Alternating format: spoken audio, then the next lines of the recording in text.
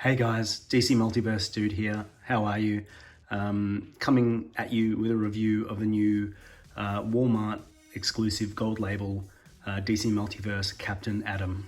Now I've got to apologize at the front of this review that I am coming off an intensely horrible head cold and so I sound ridiculous. So excuse my voice in advance, but I really wanted to take a look at this guy. Captain Atom DC Multiverse is a gold label Walmart exclusive. Not released in Australia. Very annoying. Got this guy off AliExpress, of all places. Was skeptical that it would actually be delivered, but lo and behold, it came, and it came quickly for a reasonable price, including shipping. So can't complain too much. Just happy to be able to get this figure.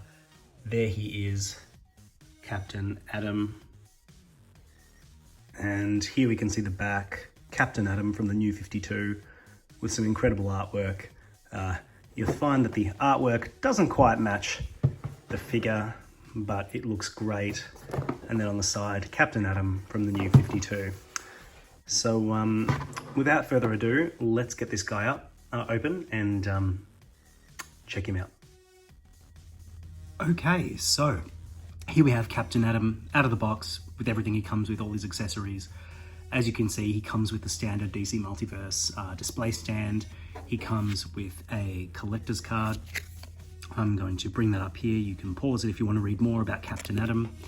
And he comes with two nuclear effects.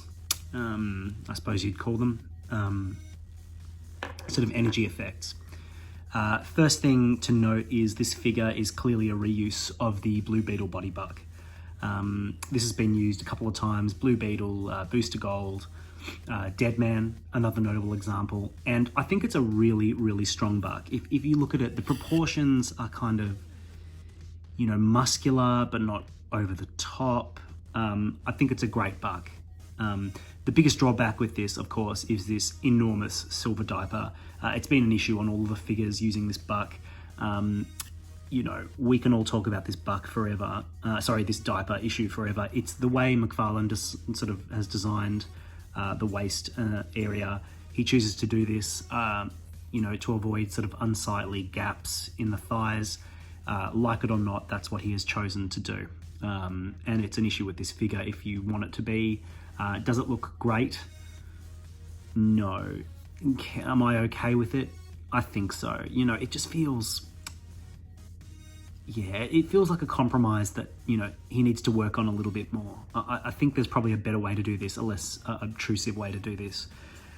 You'll see he is, you know, cast in this sort of beautiful silver plastic. I believe he's cast in the plastic and not painted because you can see a fair bit of marbling in the plastic, which I believe means he's probably cast in this silver plastic, which looks really, really good. You've got your red sort of gloves and your blue boots that are painted, and I think the paint lines on those are very clean, very tidy, and look really good. And of course, his Captain Atom symbol on his chest looks pretty good as well. In terms of the head sculpt, it's a strong head sculpt. There's not a lot going on here in terms of paint, obviously. He's got sort of some accents around the eyes, some black paint applied there. It's applied very well. But it's minimal. So kind of within the parameters of what this figure's meant to be, I think it's really clean and decent looking. You know, why he comes with a trigger finger, I'm not sure. Weird choice, given that Captain Atom's not a figure that's ever going to be holding a gun. So I think some extra hands might have been appreciated, if I'm being honest. If you want to have a look at how he looks from the back. Nice musculature around the back area. You see he's got the standard McFarlane butterfly joints here, which do a reasonable job of hiding the gaps. And because they are all silver and he's mostly a silver color scheme, he looks, you know, fairly tidy and consistent in that way.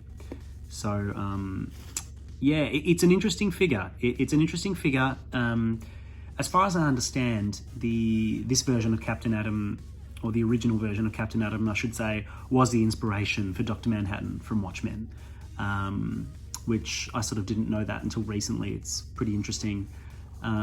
Is this sort of the most visually dynamic and, you know, interesting version of the character we could have gotten? I'm not sure about that.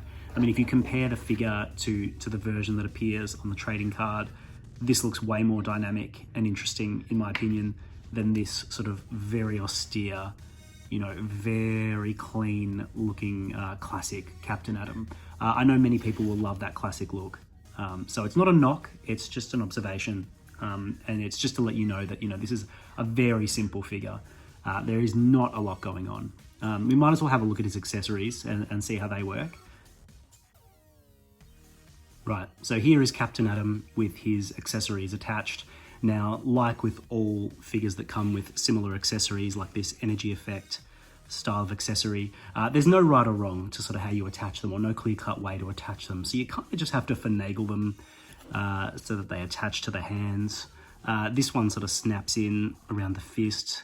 This one sort of sits awkwardly. I'm sure, you know, if you spend enough time fiddling, you could make it look good. This does add a little bit of interest to the character. I think if you're going to pose him in a dynamic way, like he's sort of flying or punching, but sort of just standing here, you know, he looks a bit awkward with all this. The accessories are cool. They're not mind-blowing. I really think that he should have come with a flight stand for more dynamic sort of air posing.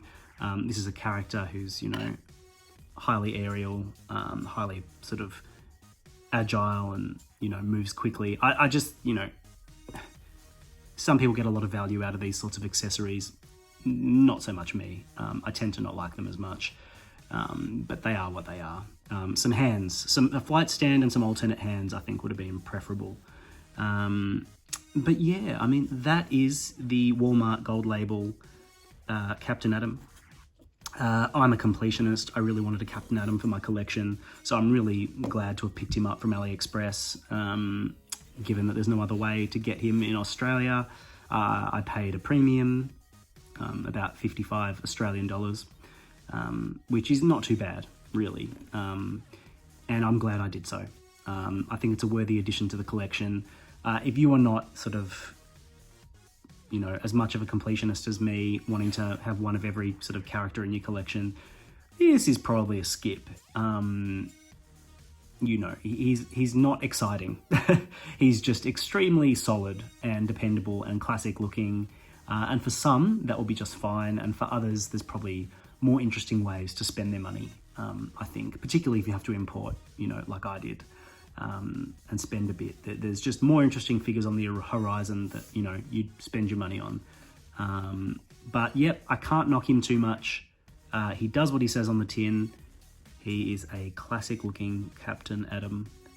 And yeah, you know, a tentative recommend. So I hope that's been useful for you. If you've liked this video, please hit the like button, subscribe. Let me know in the comments if you're going to be picking this one up. And hopefully see you soon with my next review. I'm looking to get some of the Blue Beetle movie stuff, so hopefully that comes in really soon. Thanks guys, bye. This video was brought to you with the support of Fet's Hideout Toys and Collectibles. For a great range of toys from DC Multiverse to Black Series to Marvel Legends, Hot Toys and more, visit Fet's Hideout Toys and Collectibles and use the offer code DCDUDE. That's DCDUDE for an exclusive discount month to month. Could be 5% off or $5 off at checkout. Try the code, see what you get, place an order with Fets, and you won't be disappointed. And we thank Fets for their continued support of this channel.